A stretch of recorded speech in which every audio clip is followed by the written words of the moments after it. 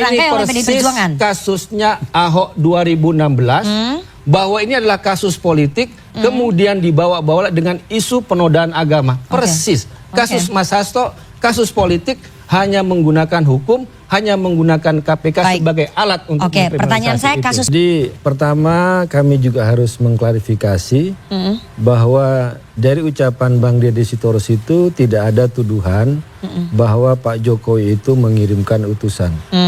Jadi kalau dari perkataan Bang Deddy Sitorus adalah ada utusan pada tanggal 14 Desember yang salah satu permintaan dari utusan itu adalah jangan memecat Jokowi. Berarti itu utusannya bukan Pak Jokowi. Bukan. Utusannya bukan dari Pak Jokowi. Dari kalimat yang disampaikan oleh Bang Deddy Sitorus.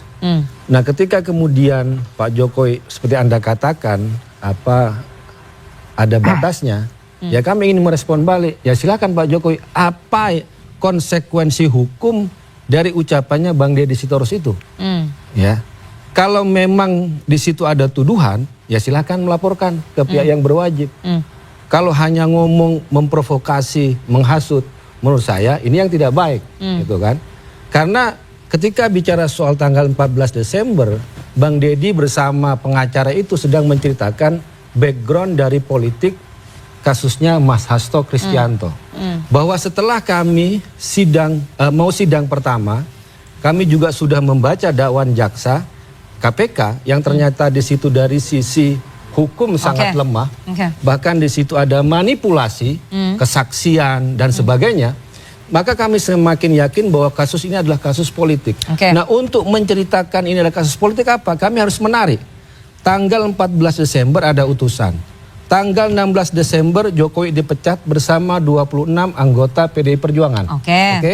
Tanggal 18 ada perkembangan kasus Mas Hasto di KPK. Tanggal 20 pelantikan komisioner KPK. Tanggal 20 pada hari yang sama gelar perkara. Jadi gelar perkara kasus Mas Hasto adalah perkara yang pertama dilakukan oleh KPK. Jadi sebentar.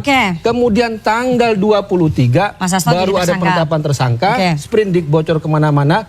Tanggal 24 baru pengumuman tersangka. Yang ingin dikatakan bahwa kasus Mas Hasto ini terkait dengan politik, terkait dengan pemecatan Jokowi. Jadi ini bukan mau bicara apakah Jokowi mau kirim utusan atau tidak, atau siapa utusan, tapi kami mau menceritakan ini background kasus politiknya Mas Hasto Kristianto adalah politik. Bahwa kasusnya Mas Hasto itu terkait dengan pemecatannya Pak Jokowi. Sehingga keluarlah kemudian kronologis yang disampaikan oleh Bang Deddy Sitorus. Tapi kan artinya menceritakan itu kan ingin mengaitkan bahwa kasus ini ya berkaitan sama Pak Jokowi. Siapa yang dirugikan di sini? Yang mana?